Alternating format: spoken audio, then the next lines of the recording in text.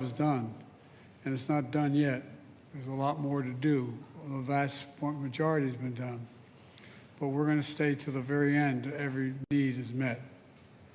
And we continue to hold Norfolk Southern accountable, make sure they make your community whole now and in the future. And what they do not make whole, what they cannot make whole, what isn't made, the government will make whole. We have an obligation. We have an obligation. I can already see this derailment won't define you. It just it defines you in a different way. Your courage, your resilience to this community, and the compassion that you've shown for all your fellow citizens. Let me be clear.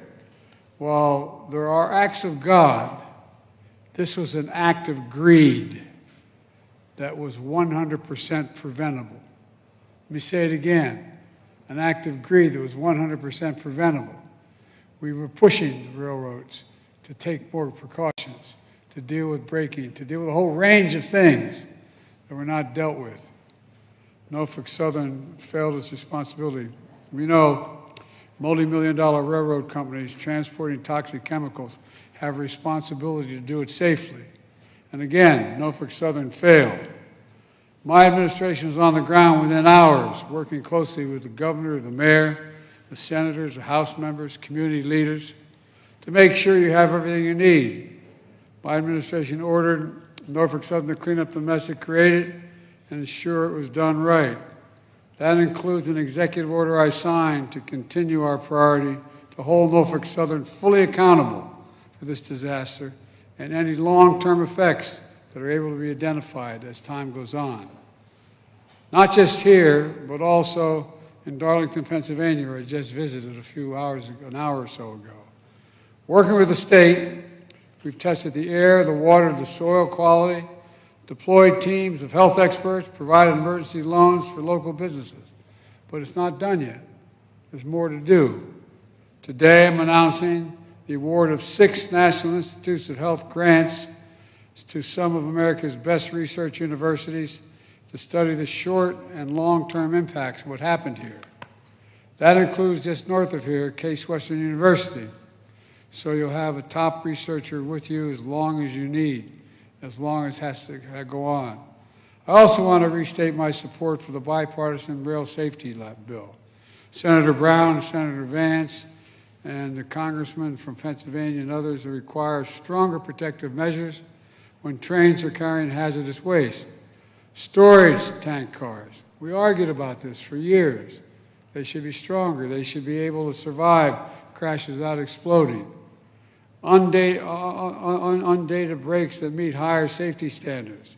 The fact of the matter is there was a lot of discussion ahead of time before this occurred about the safety of the braking systems of many of these railroads, trains.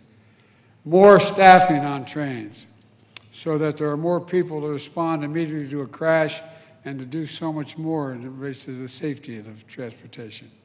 And it's important that the Senate follow the House and pass the tax reform bill, which makes sure that folks who don't get hit with a surprise tax bill, for compensation owed them by the railroad. That's not taxable income to them. We've got to make sure that that occurs, that no one is taxed for anything that is reimbursed or received from Norfolk Southern. It's not right. I support this tax reform bill, and we got to get it done. All told, we have done in 1 year what would typically take many years, and we're going to keep going. Like I said, your compassion and resilience of the leadership of this community and the people of this community, the courage of your firefighters, law enforcement officers, first responders who run into danger to save others, they deserve the care and resources we owe them to be followed and their health needs followed as well. Because that's what we do. It doesn't matter if you're a Democrat or Republican or independent. What matters is we're all Americans. Everyone. We look out for one another. We leave no one behind, and we come back stronger than before. That's what you're doing here. That's what's happening right here in this community. That's what's going on downtown in your parks as well, your Your downtown's reopened and the parks are reopened. Students were frustrated. Opposing schools wouldn't travel here for sports events, but now you're playing home games again, finally. That's pride. That's also progress. But we have other obligations, and that's to stay here as long as it takes to get everything done and be sure no one's left behind. In moments like this, let's remember who we are. We're the United States of America, for God's sake. We have obligations to one another. There's nothing beyond our capacity when we do it together, and we're going to stay here and do it together as long as it takes. May God bless you all, and may God protect our troops. We have a lot to do. Now let me turn this over to the EPA Administrator, Michael Regan, and he'll have a few things to say as well. Michael? Thank you, Mr. President. Good afternoon, everyone. It's an honor to join President Biden here in East Palestine today, a community that embodies strength, resilience, hope, and progress. Mr. President, thank you for your laser focus on this community from day one. Thank you for directing EPA and all federal partners. And thank you, Mr. President, for what you're doing to support this community. President Biden has never forgotten East Palestine. Mayor Conaway, thank you for being here with us. It is because of Mayor Conaway's leadership and tenacity that East Palestine is well on its way to full restoration. It's been a year since a Norfolk Southern freight train carrying hazardous chemicals derailed, releasing toxins into the environment and upending countless lives. For many, it's been a year of fear, uncertainty, and disarray.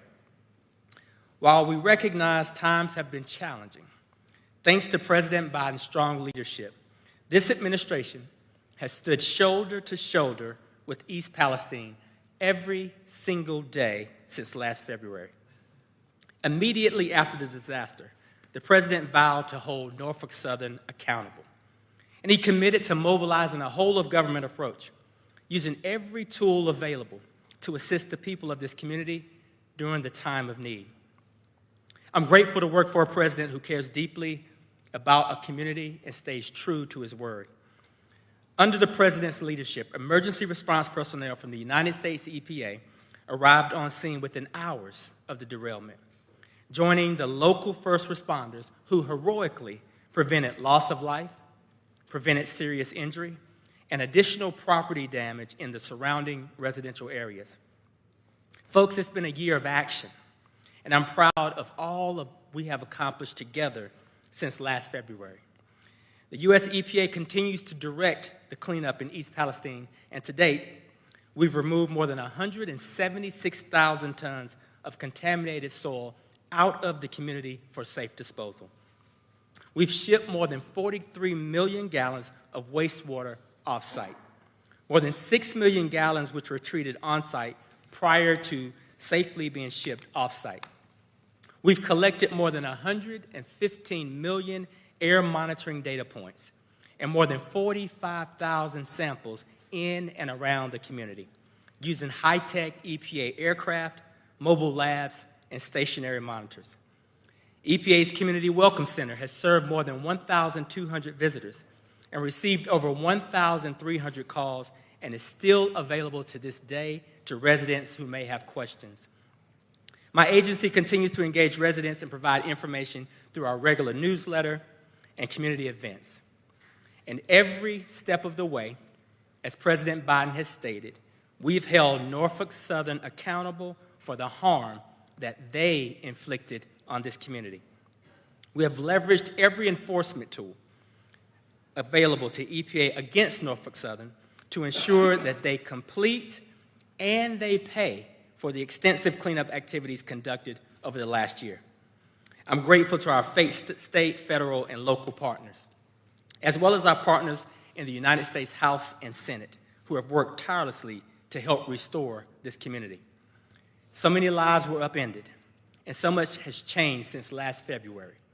But I've seen firsthand the strength, and I've seen firsthand the resilience of East Palestine. and I'm certain you all are well on your way to bouncing back to be stronger than ever before. And now it's my pleasure to turn things over to Mayor Conaway.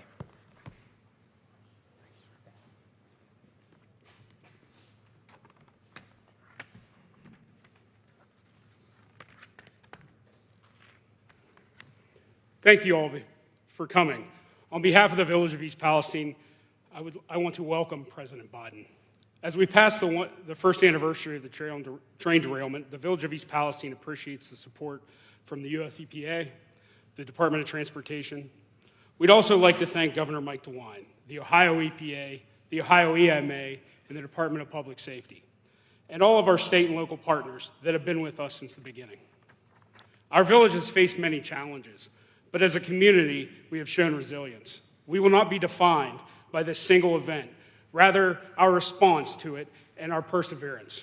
President Biden, your long-awaited visit to our village today allows us to focus on the things we agree with, acknowledging this disaster should have never happened, address the long-term health concerns and the economic growth of the village, and ensure this never happens again to another community.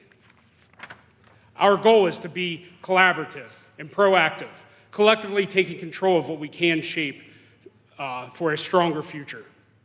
This includes support of bipartisan railway legislation, federal tax relief for funds received from Norfolk Southern, along with your unwavering support and assurances that our long-term concerns and needs will be addressed, which we have expressed here today, sir.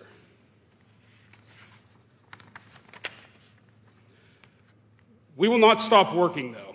We will continuously strive to improve, not relying on just external aid, but on each other and our own efforts to elevate the village. We are committed to seizing every opportunity for growth, enhancing our community's strength, resilience through initiative and perseverance. Here in East Palestine, we are rooted in pride, tradition, and unwavering in our drive for progress and to determine the outcome of any obstacle. I thank you all for coming here today, and God bless East Palestine and the United States.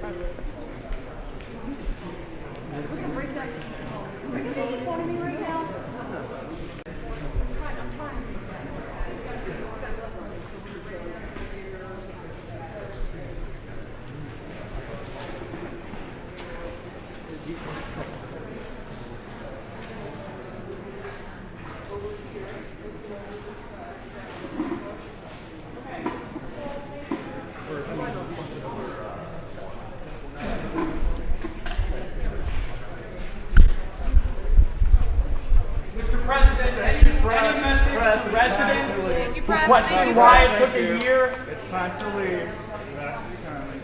Any message to residents who question why it took a year? We are leaving.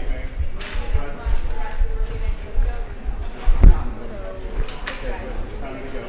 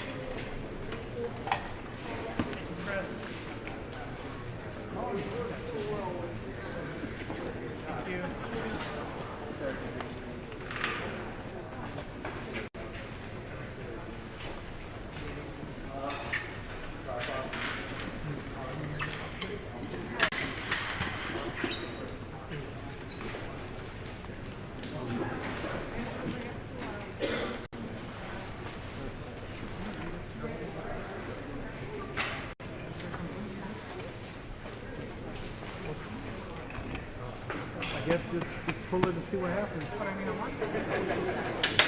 Oh, what should I do then? Where is that lady?